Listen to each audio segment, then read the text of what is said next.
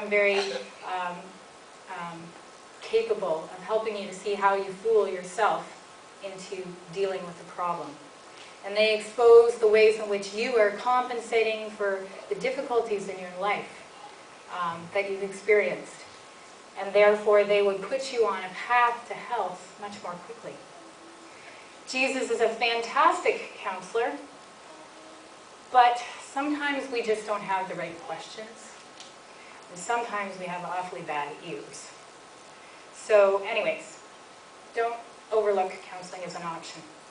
Another subtle fox I think that we'd have to agree is a little bit to deal with is expectations.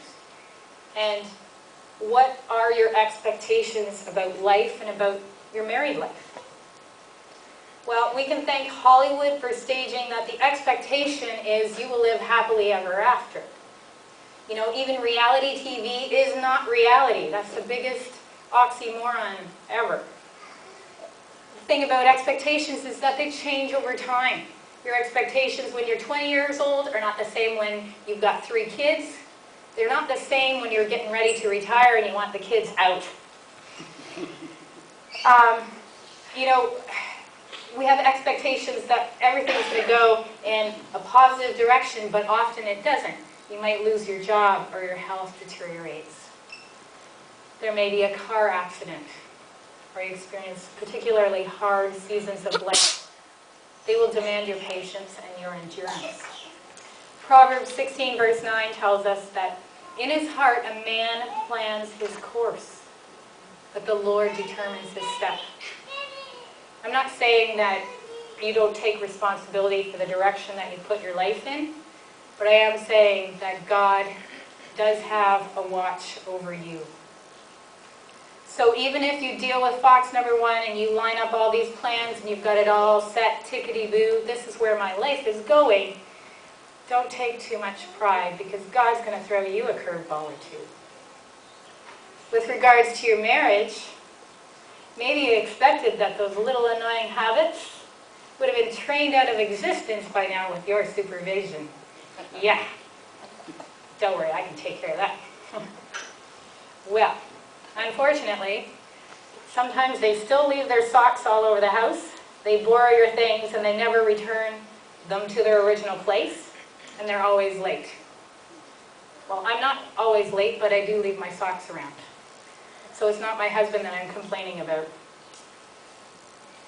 I think it's healthy to talk about your expectations. What things irritate you in your relationship? If you've got an attitude or something that comes out and is creating relational trouble, that needs to be dealt with, all right? But if the attitude is how they squeeze the toothpaste, then that's not an attitude. That's just a quirk. It's okay. You can get over that, all right? I think another fox that we need to pay attention to is emotional neglect and ignorance. I'm going to expand on that one with a few suggestions.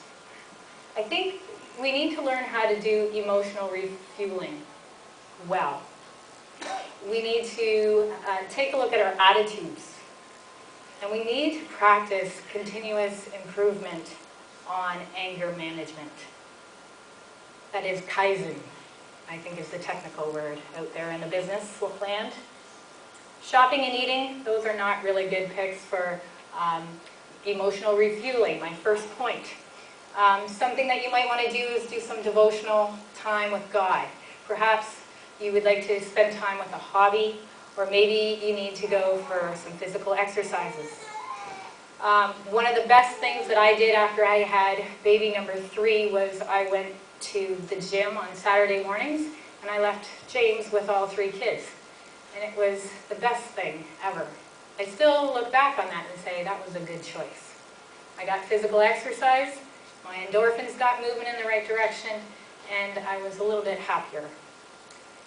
Both you and your spouse need to practice time for emotional nurturing. And you need to make sure that your spouse is taking it. You can do emotional nurturing through serving, too. Go out to the food bank. Go to the Pregnancy Resource Center. Give of your time somewhere else. Get your focus off your own problems. Any activity that's going to give you a reflection, give you some realignment, is going to put you in a place to appreciate your blessings just a little bit more. And then what about those prevailing attitudes that we have? Because attitudes, they're huge, and they can affect everybody in the relationship.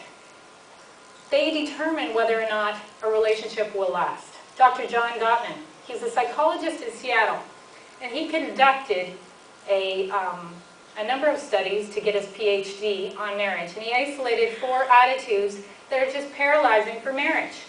And he calls them the 4 horsemen of divorce. The first one is criticism, and that's using the line, "you always." And then there's contempt. You're in a hot debate about some issue, and somebody chooses to start rolling their eyes and mocking you. That doesn't go very far. Defensiveness. Defensiveness is, I'm not the problem. You're the problem. Like, yeah. Oh, there's a little mocking. Yeah. Defensiveness can stem from a self-esteem that's too low. It can just come from something that's too high as well. And what about stonewalling? That's what men tend to do the most. Sorry, guys. That's where you go into the cave and you don't come out for a good long time. Essentially, one attitude is going to feed into another. And here's a simple thing. Just take a complaint rather than a criticism. The difference, the complaint is more open-ended, you know, it's sharing responsibility in the situation. Criticism, well, that attacks someone else's character, and that hurts.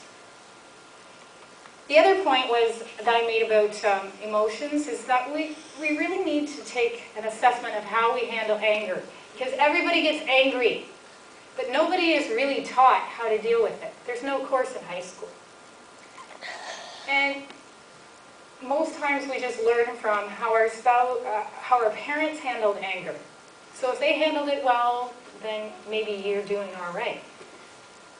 But anger is a very, when anger moves into a relationship, the first thing that's going to happen is the intimacy is going to move out.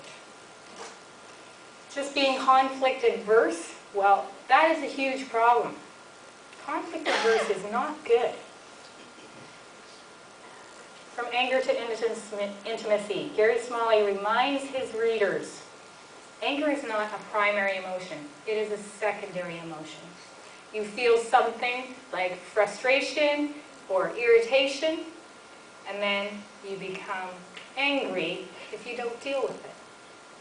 Some of us have short-circuited those feelings on frustration or irritation, and we jump to anger quicker than others. In most cases, your anger and my anger is not righteous. It's actually just about our rights. You were denied something. Someone didn't like your idea, or they didn't apologize enough. In times of anger, we have a choice. We can either live by the Old Testament or the New Testament, and I'll explain. In the Old Testament, when somebody did something wrong to you, there was a repayment. Okay? It was eye for eye, tooth for tooth. And you would pay back. And so, in the New Testament, when Jesus came, he died for all the sin that any of you could do and any of us can experience. And so in the New Testament, he says, in Ephesians 4:32, it says, be kind and compassionate to one another. Forgive each other, just as Christ and God forgave you. Biblical forgiveness has no limits. It has no remembrances. It has no hanging on.